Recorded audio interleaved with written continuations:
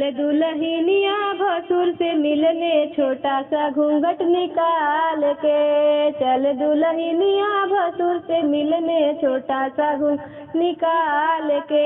हाथों में मेहंदी, बालों में कजला, आंखों में काजल लगाई के। चल दुल्हनिया भसुर से मिलने, छोटा सा घूंघट निकाल के। सोफा बैठल मुरी पापा निरेखे, क्या क्या भसुर लाया है।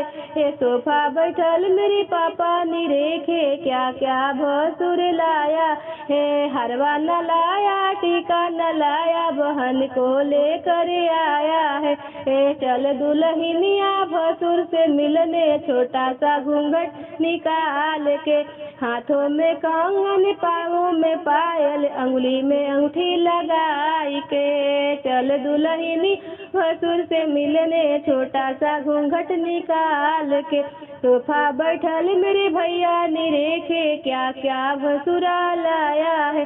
सोफा बैठल मेरे भैया निरेखे, क्या क्या भसुरा लाया है। झुमका न लाया, नथिया न लाया, बहन को लेकर आया है। झुमका न लाया, अंगूठी न लाया, बहन को लेकर आया है।